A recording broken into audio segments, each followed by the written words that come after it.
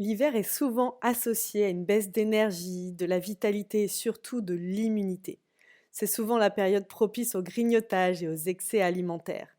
Pour pallier à cela, de mon côté, je me prépare avant le dîner une petite boisson à base de Pianto. Mais qu'est-ce que c'est que ce Pianto? C'est un produit 100% d'origine naturelle à base d'extrait de betterave fermenté et de fibres de carotte, riche en magnésium mais aussi en beaucoup d'acides aminés.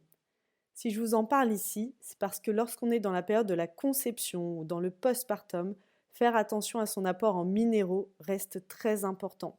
Et pour cela, le Pianto classique, par exemple, peut être un allié de votre bien-être car il est source importante de magnésium. Il vous aidera à réduire votre fatigue, à favoriser et contribuer au bon fonctionnement de votre système nerveux.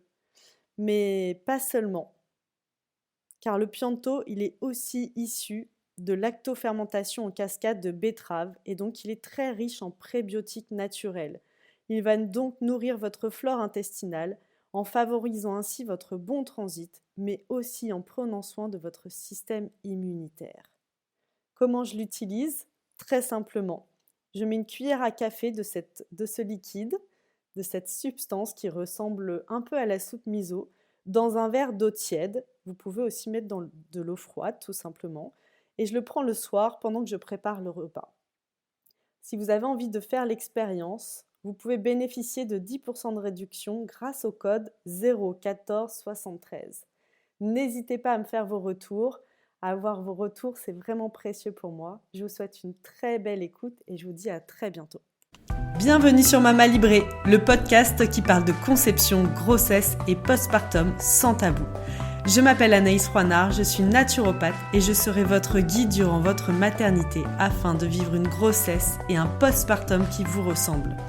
Interviews d'experts, témoignages de parents et conseils pratiques, retrouvez dans ce podcast toutes les informations dont vous avez besoin pour vivre au mieux cette période de transformation. Bonjour Annelise et bienvenue dans le podcast Mama Libré. Bonjour Anaïs, ravie d'être avec toi aujourd'hui. Je suis ravie de te recevoir pour un sujet, je trouve quand même d'actualité, de plus en plus d'actualité, puisque toi, Annelise, tu as créé le compte et sur les réseaux sociaux, mais aussi le podcast, puisque tu as un podcast, Avoir un enfant après 40 ans. Tout à fait, tout Donc à fait. aujourd'hui, ça va être notre sujet. Toi, tu es thérapeute aussi, alors thérapeute de la maternité tardive.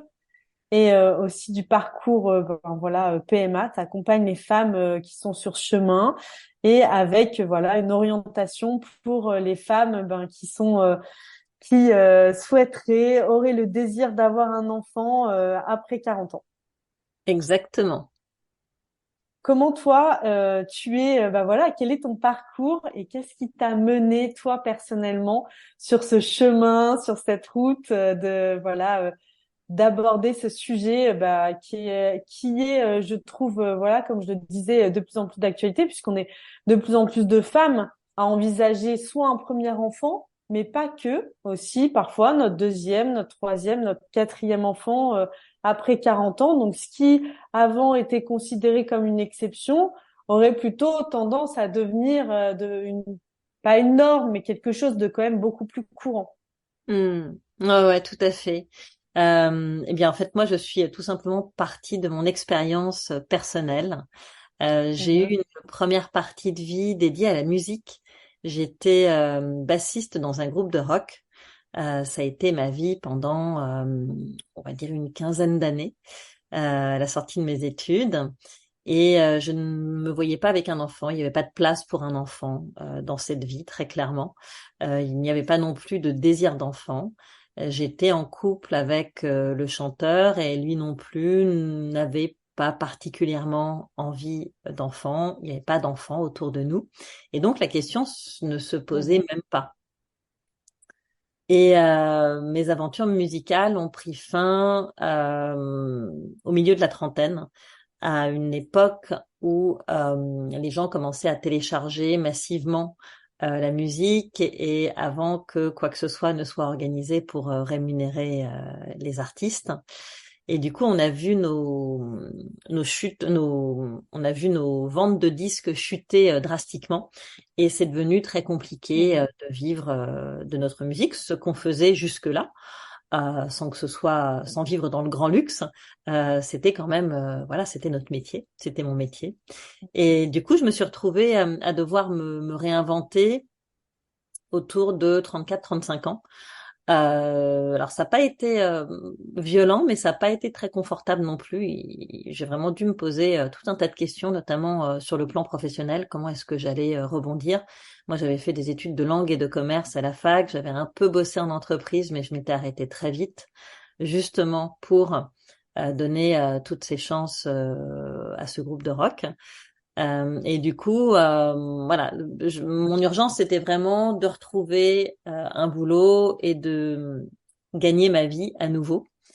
Ce qui n'était pas forcément évident, parce que quand on a fait de la scène pendant un certain nombre d'années, tout nous paraît un peu fade, un peu sans intérêt, et puis on sait plus trop ce qu'on aime en fait, hein. Et j'ai eu la chance qu'un ami Mmh. me demande de lui donner un coup de main sur son site internet qui s'appelait Côté Bébé, qui était un portail de petites annonces de garde d'enfants.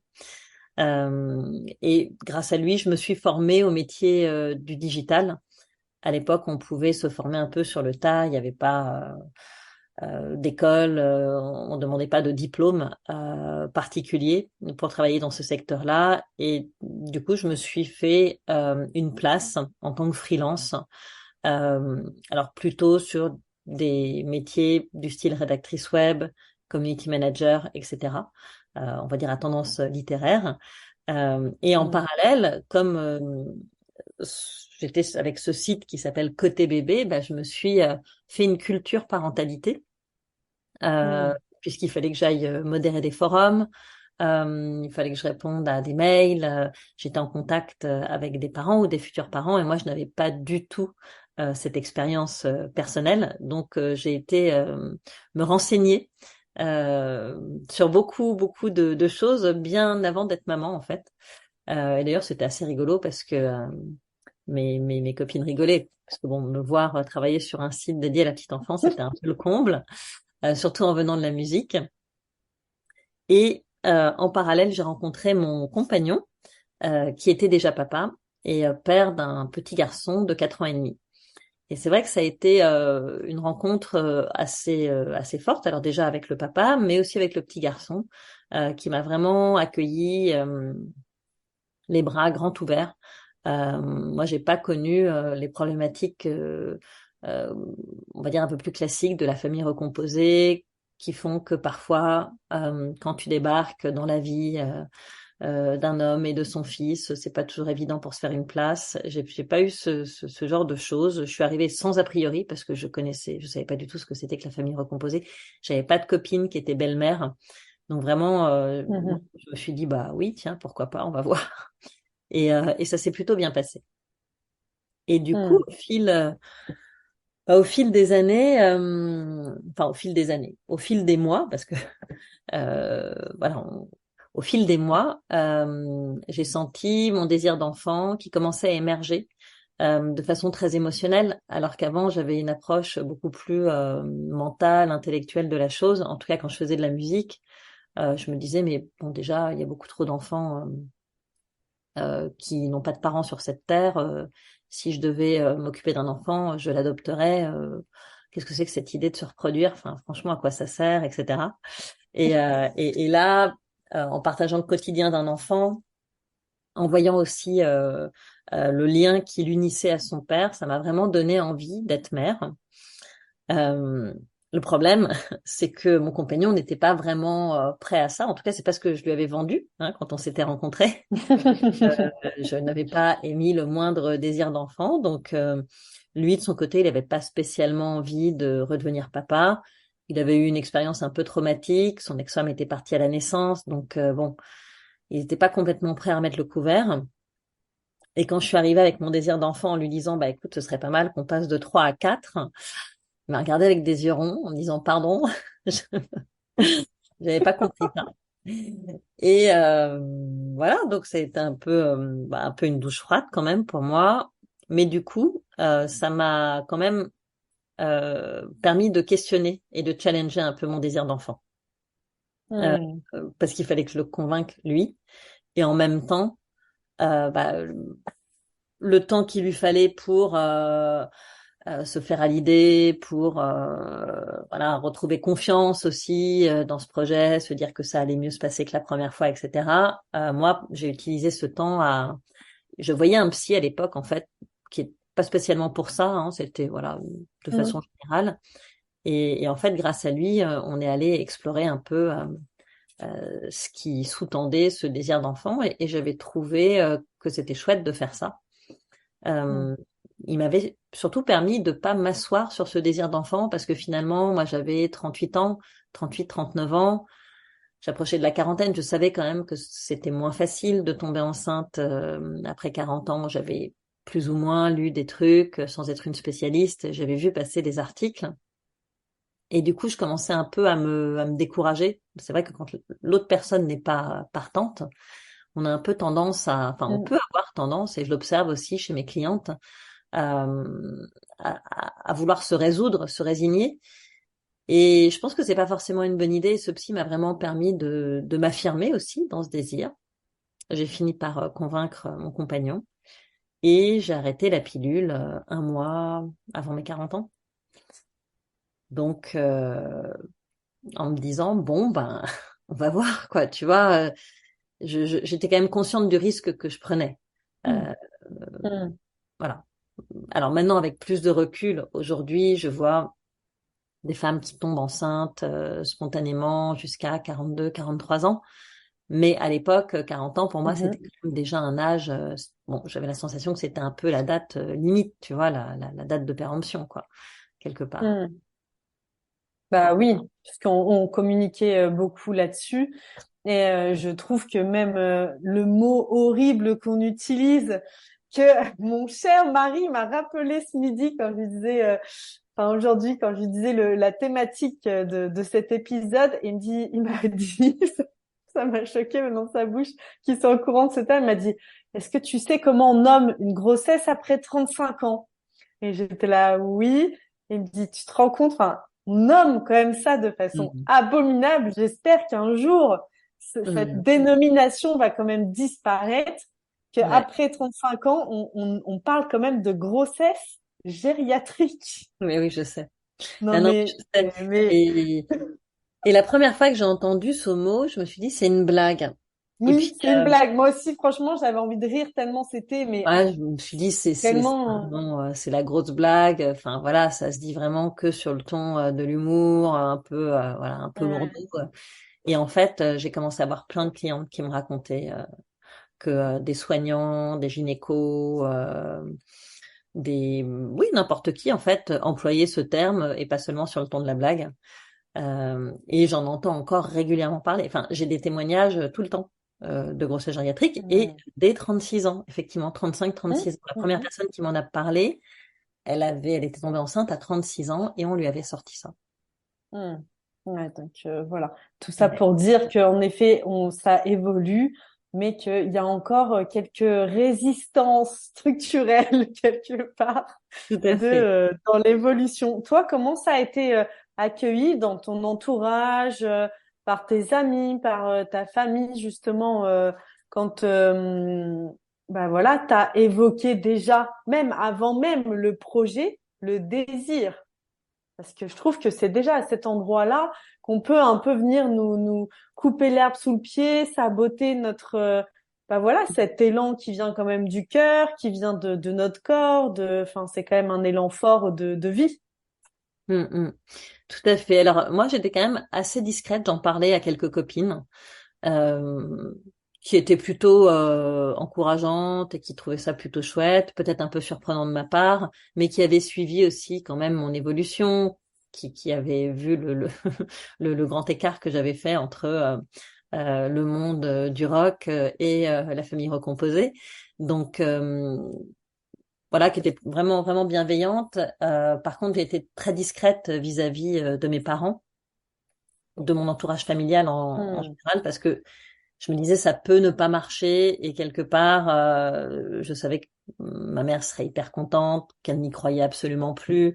Elle m'avait tannée pendant des années et je l'avais gentiment rabrouée en lui expliquant que voilà, chacun était libre de ses choix. Donc voilà, j'étais assez discrète et du coup, j'ai pas eu ce que certaines de mes clientes ont, des réflexions désagréables, maladroites, etc. En revanche, moi, j'ai eu toute la pression sociale avant. Mm. Entre Très 30 importante. et 40 ans, en fait, on n'a pas arrêté de Mm. me demander quand est-ce que je faisais un enfant. D'autant que moi, j'ai été beaucoup en couple. Alors, ok, je faisais de la musique, donc j'avais peut-être un peu plus d'excuses que quelqu'un d'autre. C'était peut-être un peu moins simple d'avoir un enfant dans ce contexte-là, mais on n'a pas arrêté de me demander pourquoi je faisais pas d'enfant et de m'expliquer que j'allais mourir vieille et seule. Enfin, bon, des trucs qu'on entend encore, hein, qui sont toujours d'actualité, Mm. mais des choses énormes.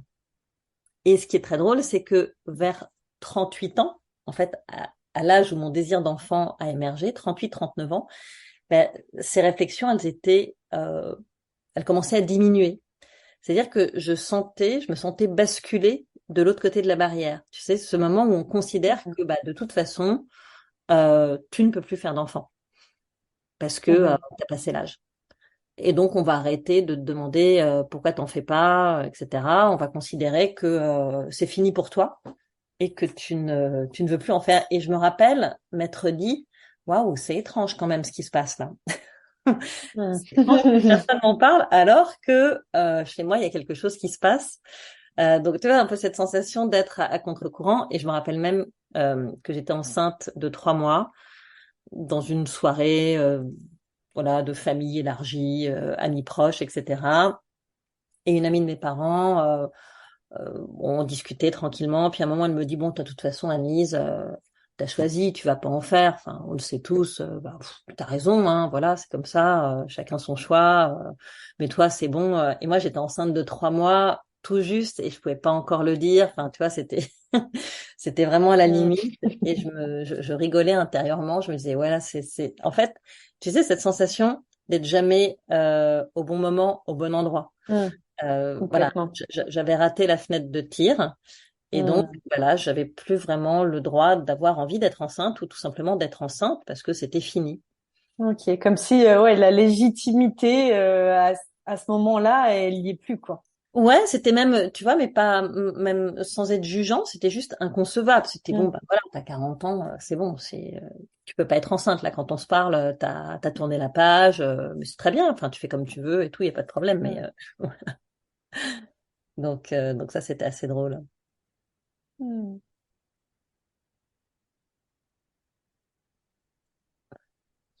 Et donc, comment ça s'est passé, toi, la grossesse, ta grossesse, comment s'est passée ta grossesse? Et justement, est-ce que tu as aussi senti le fait d'être à contre-courant à cet endroit, au moment de ta grossesse? Alors, moins. Pour le coup, j'ai eu une grossesse Mm. très classique, sans pathologie particulière. J'ai eu des maux de grossesse, j'ai eu des nausées, j'ai eu des insomnies, mais tu vois, rien de bien dramatique ou remarquable. Et donc, j'ai eu un suivi extrêmement classique. J'ai eu 3 échographies, comme une femme de 30 ans, hein, en fait. Voilà, ni plus ni moins. Et je ne me suis pas du tout sentie dans une grossesse gériatrique. On ne m'a jamais sorti ce terme.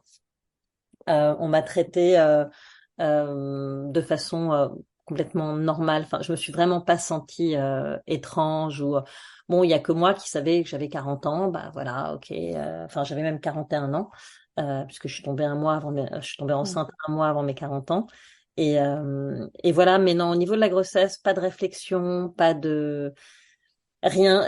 J'avais j'ai des cheveux qui ont blanchi assez jeune et donc j'avais un peu les cheveux blancs pendant ma grossesse et je me souviens que je refaisais mes couleurs quand même parce que moi, je me disais waouh, quand même une femme enceinte avec des cheveux un peu grisonnants, c'est étrange, tu vois, mais voilà, c'était mon propre jugement. Ok. Et qu'est-ce qui t'a, toi, poussé justement à la création de ce projet, à la création de cet accompagnement que tu proposes aujourd'hui? Et aussi, ben, tu proposes, il y a une méthode que tu utilises aussi, dont on va parler peut-être un peu aujourd'hui. Comment t'es venu à voilà créer le podcast, avoir un enfant après 40 ans finalement, puisque dans ce que tu décris, tout s'est bien déroulé, Mm. s'est bien passé. Donc, qu'est-ce qui t'a donné l'élan et l'envie de t'intéresser et d'accompagner ces femmes? Bah, en fait, quelques années après la naissance de mon fils, j'ai rencontré une journaliste qui s'appelle Agathe Giroux Mhm. et on a eu envie de traiter un sujet ensemble. On savait pas encore sous quelle forme. Et je lui ai proposé la maternité tardive parce que justement, avec un petit peu de recul sur mon expérience, je trouvais que ce que j'avais lu sur Internet quand j'étais enceinte et ce que je pouvais encore lire aujourd'hui, c'était pas du tout le reflet de ce que moi j'avais vécu. Qu'on me parlait Mhm. essentiellement de fausses couches, de difficultés de conception, de choses en tout cas pas forcément très très enthousiasmantes. Et moi, je l'avais vécu Mhm. de façon très chouette. J'ai eu un postpartum qui était plutôt sympa. Euh, J'étais hyper contente d'être mère.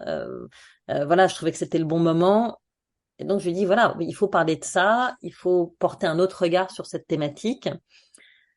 Qu'est-ce qu'on en fait? Et puis après réflexion, on s'est dit qu'on allait écrire un livre. On a proposé le Mhm. sujet à un éditeur. Et en fait, le premier éditeur nous a dit oui. C'était une thématique qui était tellement pas traitée ou seulement sous un angle médical, anxiogène, Mhm. à parler des risques de la grossesse tardive, en gros. Quand on est arrivé avec ce projet un peu frais, avec ce regard nouveau, voilà, on a été tout de suite, on a été plutôt bien accueillis et on a signé un contrat très vite. Et donc, on a coécrit ce guide pratique qui s'appelle Avoir un enfant à 40 ans ou presque. Trop Et bien. suite, du coup, à la publication de ce livre, on avait pris goût, enfin moi j'avais beaucoup pris goût aux témoignages, au recueil de témoignages, parce que c'est un bouquin dans lequel il y a beaucoup de témoignages. On a mené une enquête comme il n'y avait rien sur le sujet. On est allé voir des psys, des thérapeutes, mais aussi beaucoup de parents, futurs parents, des hommes et des femmes en parcours de PMA. Et suite à ce livre, suite à la sortie de ce livre, moi j'ai eu envie de continuer de parler de ça. Et je savais pas encore trop Mhm. sous quelle forme, alors j'ai créé des réseaux sociaux et puis c'était un peu la grande, enfin, on commençait à entendre parler des podcasts. C'était quand même plus facile à prendre en main que tout ce qui était vidéo.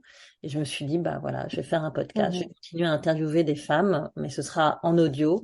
Elles me raconteront leur histoire et ça permettra de continuer de parler de cette thématique et de donner la parole à un maximum de profils parce que finalement, la maternité tardive, c'est extrêmement divers, tu vois, c'est très éclectique. On a un peu l'image de la working girl qui se réveille un matin en se disant qu'elle a oublié de faire des enfants. Mais bon, déjà, c'est un gros cliché. C'est beaucoup plus Mhm. complexe que ça. Mais tu as aussi toutes les familles recomposées. Tu as les femmes qui, effectivement, vont vers un deuxième, troisième, quatrième enfant. Tu as les couples qui se sont rencontrés tard.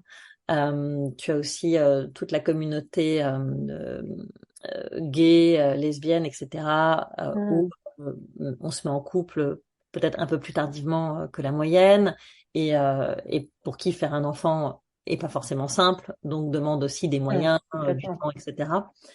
Donc en fait, voilà, je voulais donner la parole à tous ces personnages, à toute cette diversité de la maternité tardive.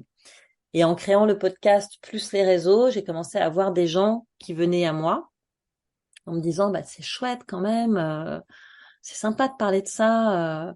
Il n'y a pas grand monde qui le fait, mais vous, comment ça se passe? Comment vous êtes tombée enceinte? Comment c'est d'être maman à 41 ans et vous n'avez pas peur pour la suite, etc. Donc j'ai de plus en plus de questions. Et moi, j'étais un peu dans une période de transition professionnelle. J'avais un peu fait le tour dans le digital. Bon, voilà, c'était un peu un moment de flottement.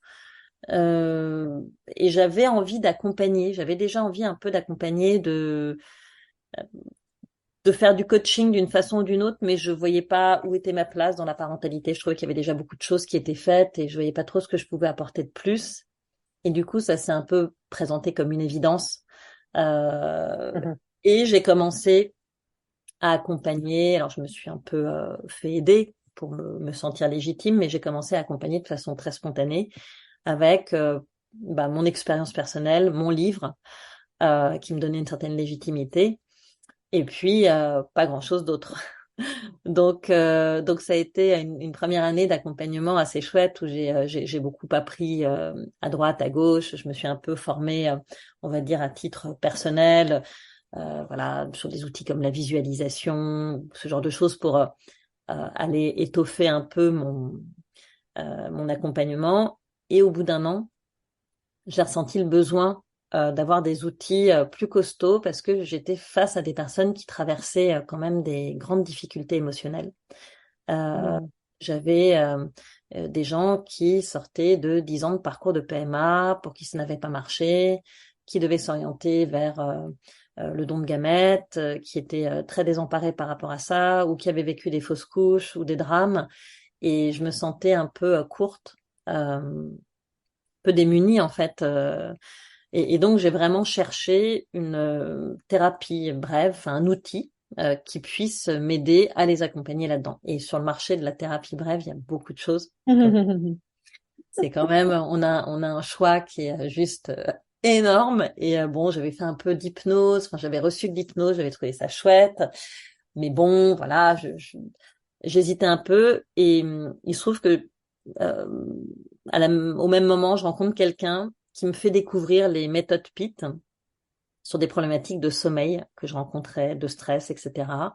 Et je fais une séance avec elle, une séance incroyable, bon, dont je me souviendrai toujours, extrêmement intense, extrêmement engageante au niveau émotionnel. Et dans la foulée, je me suis formée en me disant, bah voilà, les choses n'arrivent pas par hasard, il y a cet outil qui se présente à moi, c'est probablement celui qu'il me faut.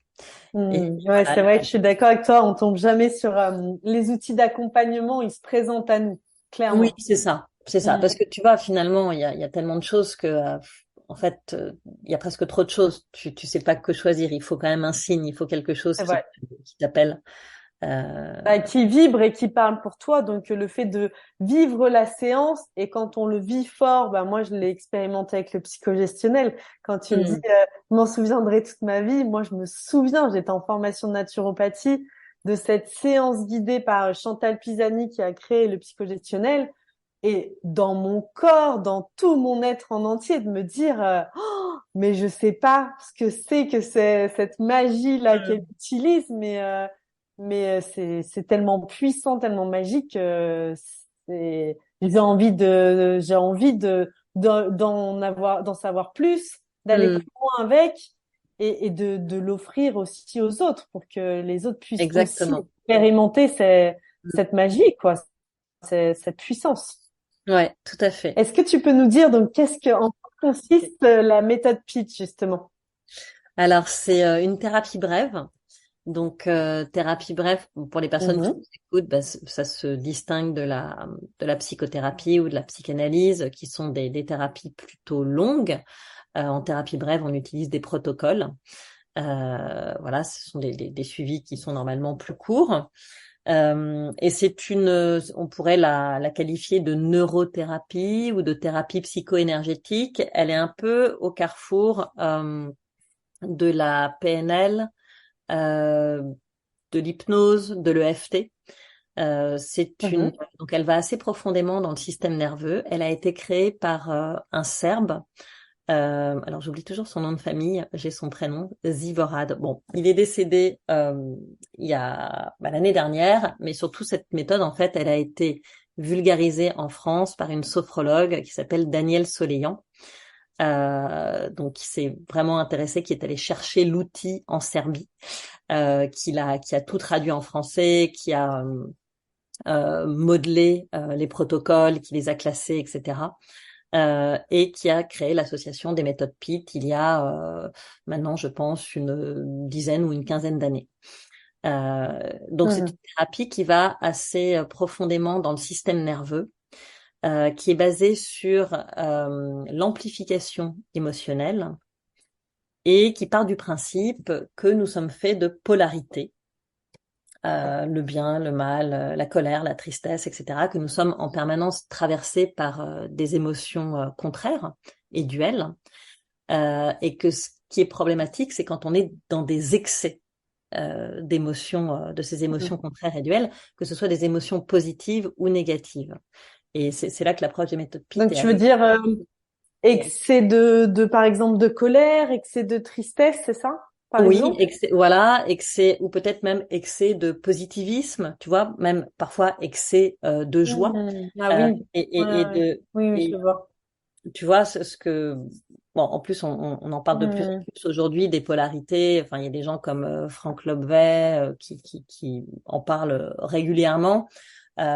Et donc, ces polarités, elles sont en nous, et l'idée, c'est de les rééquilibrer pour retrouver de la sérénité, pour retrouver justement une paix intérieure et pour avancer plus sereinement dans la vie, pour pouvoir traverser les épreuves de façon euh, plus équilibrée, plus sereine.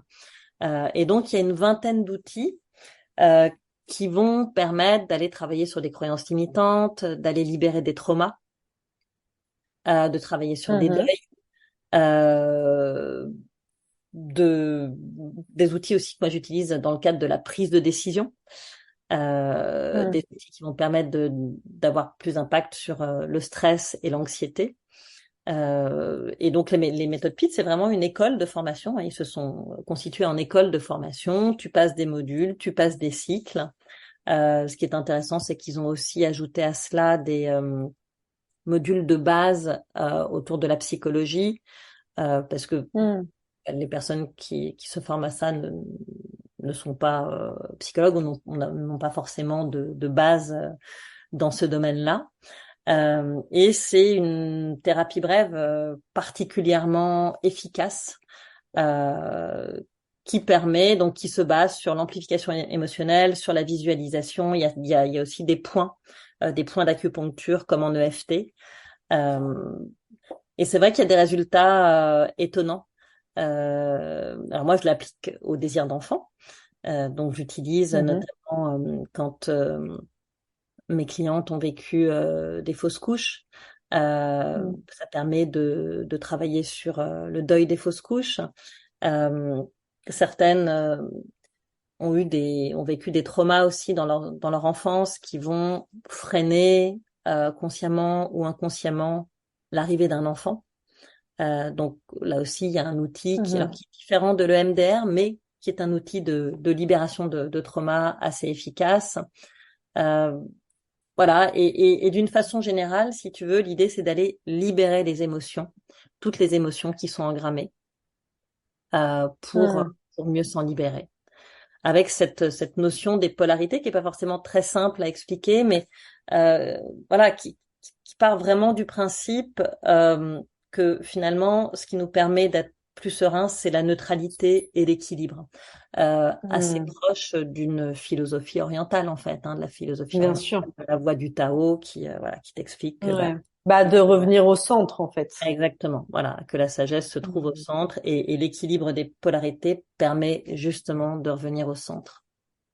Donc on va Est-ce que donc c'est non, du coup, c'est vraiment dans ce que tu dis, donc c'est un outil donc où on peut venir par des points d'acupression. Est-ce qu'il y a de la visualisation? Est-ce que voilà, ou est-ce que tu peux nous décrire par exemple une séance pour que on puisse un peu s'imaginer, tu vois, se projeter. C'est rassurant oui, parfois de se dire, OK, alors à quoi bien sûr, je dois m'attendre? bien sûr. Alors c'est quand même, ce sont des séances qui sont assez engageantes émotionnellement. Si la Mhm. personne qui vient est prête à plonger dans ses émotions, hein, Bien évidemment, sûr. Mm. on ne force jamais personne à aller là où il ne veut pas aller. Euh, Donc, bah, par exemple, on va prendre le premier outil qui est un outil de libération émotionnelle tout simple. Quand tu es traversé par une émotion, tu vas poser ton index et ton majeur à la naissance du sourcil du côté droit. Tu vas te laisser Mhm. traverser par l'émotion, tu vas l'amplifier, tu vas lui donner toute sa place en fait, sans résistance, quelle que soit l'émotion. Alors en général, c'est plutôt des émotions dites négatives. Euh, donc la peur, la tristesse, la colère, la honte, la culpabilité, tu te laisses complètement traverser par ça. Tu inspires et tu expires. Donc tu inspires l'émotion et tu l'expires. Tu changes de point. Tu vas te placer au coin de l'œil, toujours du même côté, et tu continues d'accueillir ce qu'il reste de l'émotion. Voilà, tu inspires et tu expires ce qu'il Ok. reste de cette émotion, tu changes de point et peu à peu, en fait, et tu fais la même chose de l'autre côté. Donc, il y a 3 points, naissance du sourcil, coin de l'œil externe, sous l'œil. Et en fait, tu vas progressivement vider toute la charge émotionnelle qui est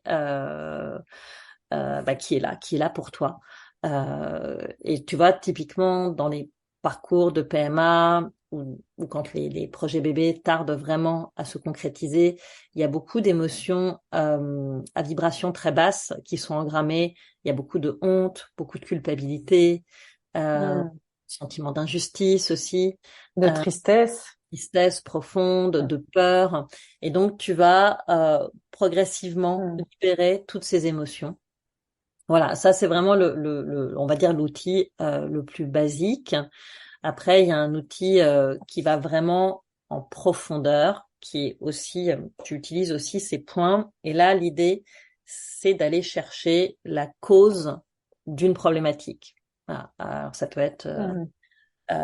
une peur profonde, euh, une, euh, une obsession, je sais pas, enfin, quelqu'un qui va euh, alors, peur profonde. Attends, j'essaie de trouver un exemple qui puisse. En général, tu pars d'une problématique assez, enfin, basique quelque part. La personne vient te voir pour un problème de sommeil ou pour un problème relationnel avec dans son couple ou ce genre de choses. Tu vas partir de cette problématique, tu vas lui faire amplifier ses émotions et peu à peu, on va descendre de plus en plus profondément dans le système nerveux, mais aussi à l'intérieur d'elle-même et dans sa psyché. Et on peut arriver à un trauma, à une scène traumatique qu'on va traiter en libération de trauma et qui va permettre, si tu veux, de résoudre le problème. Mais on sera parti d'un point A pour aller à un point Z en Hmm. passant par tout un tas de points qui n'ont rien à voir avec la problématique de départ. Mais l'idée, c'est d'aller chercher la Oui. cause de l'événement. Hmm. Et quand tu t'attaques, tu sais, tu trouves l'événement qui est vraiment à l'origine de la problématique, que tu arrives à libérer le trauma, à désengrammer tout ce qui doit être désengrammé. Après, c'est un peu un effet, euh, une espèce de chaîne, toute une chaîne qui se libère et qui fait que tu règles ton problème. Alors ça se fait pas forcément en une séance, mais parfois en 1 ou 2 séances, tu peux vraiment avoir des résultats étonnants. Euh, Eh oui, ce que tu nommes, nous on le nomme en psychogestionnel, enfin on l'explique par association, le fait que notre cerveau il aime bien fonctionner par mécanisme d'association. Donc parfois un événement d'aujourd'hui, si c'est aussi fort et qu'on réagit aussi fort et qui prend autant d'importance, hmm, souvent c'est qu'il vient résonner avec quelque chose d'autre qui s'est c'est ça. passé plus en amont. Donc en fait toi tu viens tirer un peu sur le fil pour dire Ouais, ok, c'était quoi la racine? tout à fait. Et du Hmm. coup, voilà, c'est exactement ça. Et à chaque fois, tu passes alors, les sensations physiques. À chaque fois, il y a une image, une sensation physique, une émotion. Et on Mm. utilise la respiration pour rythmer en fait la respiration et les points d'acupuncture, mais qui sont alors c'est pas des points hyper précis, hein, mais le fait de changer de point, si tu veux, ça te permet de en fait de progresser et de descendre de Mm. plus en plus profondément. Euh, Ok, super. Cheminé. voilà. Donc voilà, et puis au-delà de ça, les méthodes PIT proposent des formations un peu complémentaires. Je suis formée à la gestion du stress et de l'anxiété, par exemple, voilà, qui est aussi très intéressante dans le cadre des parcours de PMA, du désir d'enfant, etc. Euh, Bien sûr. et il y a des Qui modules, représentent des piliers d'accompagnement qui sont c'est ça. précieux et qui manquent. Parce que moi, ce que j'entends souvent, ce qui m'est témoigné, souvent, en fait, les femmes qui suivent un parcours PMA et tout, il y a beaucoup de femmes sur Mama Libré qui sont dans ce cas-là. et qui viennent pour la naturopathie, tu vois, des outils, prendre en considération, voilà, chouchouter leur alimentation, mettre des super aliments, enfin, mettre une pratique Mm. peut-être physique, enfin, quelque chose de plus global. Et ce que j'entends souvent, le mot qui revient souvent, en effet, c'est la tristesse, mais aussi beaucoup, beaucoup de solitude, Mm. d'absence d'accompagnement dans ces parcours parfois très Ouais. médicalisés, très et un sentiment de solitude Mm. je trouve, est glacial parfois, parce que Ouais. en fait, elles vivent ça seules. En même temps, comme tu disais, peut y avoir eu avoir la honte ou pour peu qu'on passe un certain âge, tu l'as mentionné. Limite, voilà, ça y est, c'est plus la période pour faire des enfants. Ouais, complètement. Mm. Si jamais Ouais. en plus je suis dans la difficulté, je vais pas forcément recevoir du soutien. Juste, c'est normal, t'as passé l'âge. C'est ça. Oui, non, mais tout à fait, tout à fait. Alors, c'est vrai qu'il y a, avec la dimension de l'âge, tu as en plus le jugement social, Mhm, l'absence de soutien des proches, souvent, qui ne comprennent pas. mhm. Euh, voilà, la maladresse des uns et des autres. Et c'est vrai que ce sont des parcours qui demandent d'autant plus d'être suivis sur le plan psychologique, émotionnel, gestion du stress, etc.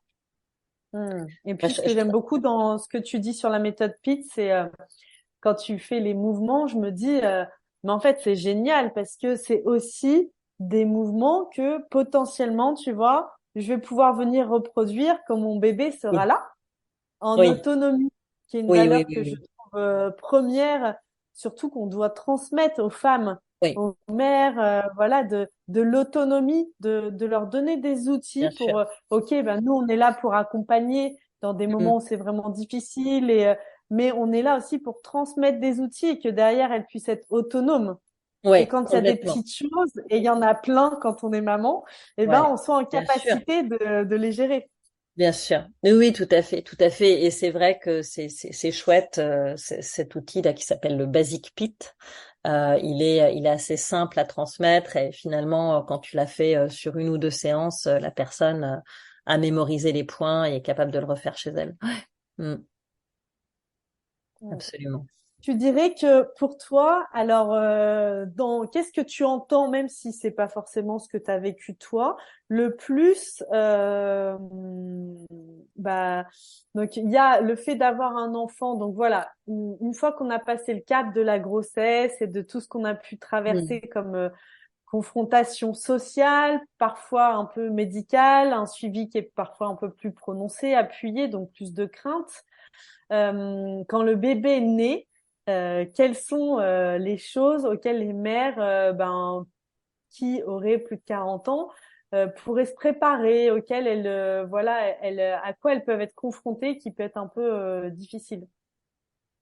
Bah, typiquement, le postpartum peut être un terrain un peu glissant pour les quadras.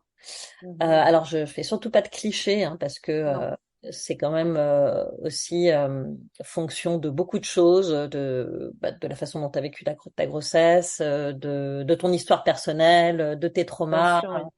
de ce que tu as reçu quand tu étais petite, etc. Donc je veux vraiment pas faire de clichés, mais quand même, moi, j'ai observé que quand tu as longuement attendu un enfant, quand tu as eu du mal à l'avoir ou quand tu as simplement bien réfléchi le projet, il y a un peu cette envie de pas se rater, tu vois, où tu te Mhm. dis, bon, ça y est, j'y suis, je vais être Mhm. au top du top de la maternité. Et pourquoi c'est problématique? Parce que si tu rencontres un moment un peu de flottement, comme c'est le cas de beaucoup de femmes en postpartum après De l'accouchement, toutes, non? On a toutes des moments. Forcément, c'est jamais tout linéaire, donc. non mais c'est clair, voilà. Mais on va dire un moment de flottement plus où la connexion avec l'enfant est compliquée. Mhm. Ce qui arrive, alors ça concerne pas toutes les femmes, mais ça arrive quand même dans de nombreux cas. D'ailleurs, les chiffres, on a du mal à établir des chiffres parce que finalement, c'est très compliqué de faire un sondage sur le sujet. Mais C'est le, très tabou. voilà, enfin, la dépression du postpartum, c'est autour de 20%, hein, donc c'est quand même énorme. Ça touche à peu près 20% des jeunes mamans. Et donc, quand tu arrives avec ton parcours, ton puissant désir d'être mère, et surtout ton envie d'être un peu la première de la classe, tu vois, enfin en tout cas de vraiment pas Mhm. te rater, quoi, bah, c'est compliqué de s'autoriser justement à pas connecter direct avec son enfant. C'est Mhm. compliqué de s'autoriser à être fatiguée, à pas être heureuse. Et du coup, tu Mhm. peux vite tomber dans le déni. Déjà, je pense que c'est quelque chose d'assez symptomatique chez les mères en général. Voilà, bon, on a envie que ça se passe bien, on voit pas pourquoi on devrait aller mal. Mais alors chez les quadras qui ont eu du mal à avoir leur enfant ou qui ont bien réfléchi le projet, tu vois, typiquement, moi, mon postpartum s'est bien passé. Mais je sais pas comment je l'aurais vécu si à un moment je m'étais sentie pas à ma place, à côté de mes pompes, pas en connexion avec mon fils, alors que j'avais eu la chance de tomber spontanément enceinte à 41 ans, d'avoir une grossesse qui se passe bien. Tu vois, c'est quand même, on est bonne cliente à ça.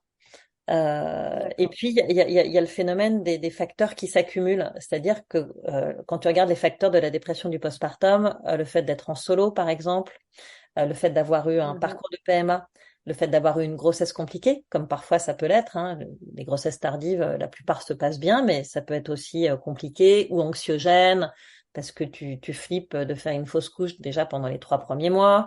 Bon, et puis parce que tu entends partout que les risques de la grossesse tardive que les risques sont augmentés lors d'une grossesse tardive, etc. Donc si tu cumules un peu tous ces facteurs et que tu rajoutes le facteur âge, ça peut donner un cocktail un peu explosif quand même. Mhm. Donc moi, ce que je conseille, et j'aime bien aussi accompagner sur cette partie-là, c'est de se préparer. Tu vas te Mhm. préparer au postpartum, de savoir déjà en quoi ça consiste, qu'est-ce que c'est que les suites de couches aussi, parce que t'as des tissus moins élastiques, tu vois, tu te remets quand même un peu plus lentement. Alors, là encore, c'est compliqué de faire des clichés parce qu'une femme qui s'est super bien entretenue, bah finalement, elle va se remettre de son accouchement, même si elle a 40 ans, peut-être plus facilement qu'une jeune femme de 25 ans qui fait pas du tout de sport, qui se laisse aller, etc. Mais d'une façon générale, les tissus sont moins élastiques, le corps vieillit et les suites de couches peuvent être un peu plus dures à supporter et un peu plus longues. Mhm. Donc, il faut bien se renseigner et puis garder en tête qu'on a le droit de pas être au top en fait. Hein, Ouais. travailler Ça, là-dessus, sur la perfection, enfin la course à la perfection. mhm. Oui, puis il y a le côté aussi, oui, même, oui, comme tu dis, on a le droit de pas être au top, on a le droit de l'exprimer, on a le droit aussi parfois de regretter. Il y a aussi cette notion Bien de, je sûr. trouve, qui est hyper tabou chez les femmes, encore plus quand il y a eu des parcours PMA, quel que soit l'âge, de Là, quand on a tu ce touches. petit Ouais, bébé entre les mains et que on a même plus le temps parfois d'aller juste faire pipi. ouais, Et ouais, bien sûr. ça nous passe par la tête de, mais pourquoi? Hmm, hmm, Pourquoi j'ai choisi délibérément ça? Et j'en bien sûr. rigolais avec une femme que j'accompagnais la dernière fois et on se disait finalement, faudrait s'écrire une lettre à soi-même de Hmm. je sous-signais de pourquoi j'ai choisi. Enfin, vraiment, mais c'est vraiment Oui, moi qui ai choisi ça. ouais. Ouais, ouais, absolument. Mais du coup, tu vois, ça me fait penser à une autre thématique qui est hyper importante. Et justement, tu disais, voilà, à quoi il faut se préparer. En fait, moi, ce que j'aime bien faire avec les femmes que j'accompagne, et certaines d'entre elles viennent me voir pour ça en particulier d'ailleurs, c'est questionner le désir d'enfant. Bien Parce qu'en sûr. fait, la lettre à soi, c'est un peu ça. C'est Mhm. effectivement comprendre pourquoi on est là, pourquoi on a fait cet enfant, quelles sont nos motivations profondes, qu'est-ce qu'on vient chercher, en sachant qu'il n'y a pas de hiérarchisation. Hein. Moi, je pense pas qu'il y ait voilà, une motivation plus noble qu'une autre, mais juste faire ce travail d'exploration pour justement, quand c'est plus difficile par la suite, parce qu'on sait que voilà, la parentalité, c'est pas une balade de santé, hein, en tout cas, pas tous les jours, on puisse se rappeler de pourquoi on est là, etc. Et moi, c'est un peu ce que j'avais fait avec mon psy de l'époque, tu vois, sans avoir vraiment Bien la sûr. sensation de le En faire amont. en amont. Et idéalement, moi, j'adore prendre les gens quand ils en sont là, tu vois, donc très, Bien très en sûr. amont de la parentalité pour un peu les guider en conscience. Parce qu'après, Mm. tu accèdes à la parentalité en conscience. Ça veut pas dire que tu es un meilleur parent, mais vis-à-vis de toi-même, en fait, t'es plus au clair. Bah, Voilà. ça veut dire surtout, je trouve que tu le vis mieux. Tu vois, nous, avec le psychogestionnel, moi, c'est un outil que j'aime beaucoup et que j'utilise beaucoup en amont. D'ailleurs, c'est marrant parce que moi, j'ai aussi des femmes qui viennent avec la certitude du non-désir d'enfant. Mm, Et mm, quand on fait, et moi, j'ai aucune intention, elles en veulent pas, bah, tout est OK. Et là, j'ai reçu le témoignage d'une femme qui me disait, bah, en fait, c'est en faisant le travail en psychogestionnel que j'ai pu m'autoriser et connecter à ce désir d'enfant. Parce mm, que on vient faire un travail sur aussi ce qu'on a reçu, nous, en tant mm, qu'enfants, de nos parents. tout à fait. Et peut-être qu'il y a des choses qui ne nous ont pas convenu. Peut-être qu'il y Mm, a des choses qui étaient trop, pas assez, enfin, qu'importe dans mm, le sens mm, d'ailleurs. Et de faire un peu ce ménage pour, en effet, éclaircir et revenir à soi de, OK, mm, ben moi, peut-être de quoi en tant, enfin, moi, ce que j'observe beaucoup, grâce au psychogestionnel, aussi, dans questionner le désir d'enfant, il y a quand même des femmes et aussi des hommes, j'ai beaucoup d'hommes aussi, qui viennent et qui veulent un enfant à tout prix pour donner à cet enfant ce que n'ont pas reçu. mm. La réparation, la fameuse Et réparation. oui, la Mm. fameuse réparation. Et là, pour moi, c'est une zone très, très, très, très glissante. Ouais, bien sûr, bien sûr. Mm. Vraiment. Oui, tout à fait. Donc, de faire aussi ce travail en amont de nettoyage de sa propre histoire Mm. que nous amène finalement le questionnement du désir d'enfant. Hop, au fur et à Exactement. mesure que je fais le nettoyage, ah bah, j'ai de Ouais, la clarté. tout à Vraiment. fait. Ouais, tout à fait, tout à fait. Moi, je trouve que c'est vraiment une thématique passionnante. Et du coup, tu vois, vers 38, 39 ans, il y a un peu le côté horloge biologique là. Bon, je sais pas vraiment si elle existe cette horloge biologique, mais en tout cas, socialement, tu vois, elle est là quand Elle est même. là. Elle est là. Et donc, il y a des femmes qui, jusqu'ici, n'ont pas du tout voulu d'enfants et que je vois arriver chez moi et qui me disent, mais je comprends pas, là, je me demande quand même si j'en ai pas un peu envie, là. Alors, jusque l'année dernière, hein, personne m'en parlait, ça allait très bien. Et là, vraiment, je me questionne, donc je sais plus trop quoi penser. Et du coup, on fait ce travail d'exploration effectivement, que tu décris, de nettoyage. On va voir un peu ce qu'on a reçu, les motivations profondes, qu'est-ce qui est là. Et il y a un certain nombre d'entre elles qui comprennent qu'elles n'ont pas envie d'enfant, en fait. Hein. Qui, Mhm. voilà, et qui peut-être ont juste envie d'être en couple quand elles sont en solo ou de vivre d'autres choses et de s'épanouir autrement. Mais voilà, elles ont eu ce questionnement et quelque part, ça leur permet aussi de faire ce choix en conscience, tu vois, et d'avancer. Et d'ailleurs, peut-être qu'elles deviendront maman par la suite, peut-être différemment, peut-être avec un don de gamètes ou peut-être en couple, etc. On ne sait pas. Mais au moins, elles ont été fouillées à l'intérieur pour voir quel était le désir profond. Et c'est assez émouvant de les voir prendre conscience de ce qui est là. Mais de plus en plus, hein, moi, Mhm. depuis, enfin, je pense que c'est vraiment dans. Bon, en plus, c'est le sujet de mon prochain livre. Bon, voilà, mais c'est vraiment dans l'air du temps, ce questionnement autour du désir d'enfant, parce qu'il y a aussi, on accepte aussi quand même de plus en plus qu'une femme n'ait pas envie de faire d'enfant. Ça sort Complètement. un Un peu couple même, hein. Moi, j'ai beaucoup de couple. couples autour de moi qui sont tout à fait au clair avec ça et du non-désir d'enfant. Ouais, ouais, tout à fait. Ça sera quoi, du coup, le titre de ton prochain livre? Tu l'as Alors déjà? écoute, pour l'instant, oui, mais Laurent, il n'est pas complètement arrêté, donc je peux pas trop en parler. En plus, je le D'accord. coécris. Je le coécris Ok. avec une médecin endocrinologue. Euh, et donc, voilà, il n'est pas tout à fait arrêté, mais je communiquerai dessus, voilà, quand je pourrai. Mais en tout cas, il va tourner autour de cette thématique et du choix qu'on se donne. Et, et en fait, l'idée, c'est de trouver la réponse à l'intérieur de soi et pas dans le jugement social ou parce que on a l'horloge biologique comme une épée de Damoclès au-dessus de la tête. ou ce genre de choses, tu vas plutôt essayer d'aller trouver les réponses en soi, parce que c'est là où c'est le plus juste. Hmm, complètement, complètement. Merci Anne-Lise pour tout ce que tu nous as partagé aujourd'hui. On Mais a hâte de découvrir du coup ton prochain livre qu'on pourra retrouver. Donc tu vas nous en parler. On va te suivre sur tes réseaux sociaux. Donc on peut te retrouver sur ton podcast Avoir un enfant après 40 ans. Tu as oui, un compte Instagram au même nom. oui, avoir un enfant à 40 ans. Ouais, tout à Donc fait. voilà, c'est facile de te retrouver. Merci beaucoup. Je te dis à très bientôt sur Mama Libré. Merci Anaïs, c'était un plaisir. À bientôt.